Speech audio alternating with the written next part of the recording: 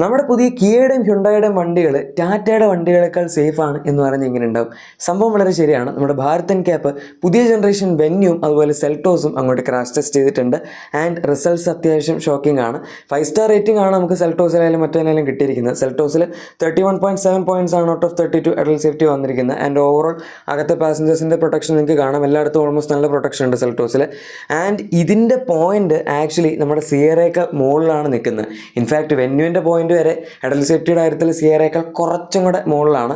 ഈ വണ്ടിയുടെ മുകളിൽ ആകെപ്പാടെ 3 വണ്ടികളേ ഉള്ളൂ, ഹാരിയറും അതുപോലെ XEV9ഉം B6. ബാക്കി എല്ലാ വണ്ടികളും ഇതുവരെ ഭാരത് എൻക്യാപ്പ് ക്രാഷ് ടെസ്റ്റ് ചെയ്തിരിക്കുന്നതിൽ ഈ വണ്ടിയുടെ താഴത്തായിട്ടാണ് വരുന്നത്. ഇനി വെന്യൂവിൻ്റെ കേസ് എടുക്കുകയാണെങ്കിലും 31.15 പോയിന്റ്സ് ആണ് ഇതിന് അഡൽട്ട് സേഫ്റ്റിയിൽ മാക്സിമം കിട്ടിയിരിക്കുന്നത് ഔട്ട് ഓഫ് 32.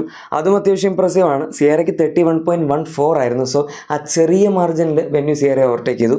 അതല്ലാതെ ബാക്കി മൊത്തത്തിലുള്ള ഇന്റീരിയർ പ്രൊട്ടക്ഷൻ ഒക്കെ നോക്കുകയാണെങ്കിൽ ഓൾമോസ്റ്റ് എല്ലായിടത്തും ഗുഡ് അല്ലെങ്കിൽ അഡിക്വേറ്റ് ആയിട്ടുള്ള പ്രൊട്ടക്ഷൻ നമുക്ക് കിട്ടുന്നുണ്ട്.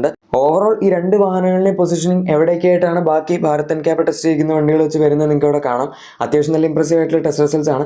സെൽട്ടോസ് ഈ ഒരു സെഗ്മെന്റിൽ ഏറ്റവും സേഫസ്റ്റ് വണ്ടിയായിട്ട് ഇപ്പോൾ മാറിയിട്ടുണ്ട്. അതുപോലെ തന്നെ വെന്യൂ അതിൻ്റെ സെഗ്മെന്റിലെയും 5 EVയുടെ താഴെ നോക്കുകയാണെങ്കിൽ ഏറ്റവും സേഫസ്റ്റ് വണ്ടിയായിട്ട് മാറിയിട്ടുണ്ട്. സോ നമ്മൾ ഇലക്ട്രിക് കൂട്ടിയില്ലെങ്കിൽ ഇതായിരിക്കും ഏറ്റവും സേഫസ്റ്റ്. ഹ്യുണ്ടായുടെ ഒരു വല്ലാത്ത ട്രാൻസ്ഫോർമേഷൻ ആണ് ഇത്. പിന്നെ ഭാരത് എൻക്യാപ്പിൻ്റെ ടെസ്റ്റ് റിസൾട്ട് അല്ലേ, വളരെ ചെറിയ വേരിയേഷനല്ലേ ഉള്ളൂ എന്നൊക്കെ നമുക്ക് പറയാം. പക്ഷേ ഓൺ പേപ്പർ നോക്കുമ്പോൾ ഇതാണല്ലോ റിസൾട്ട്.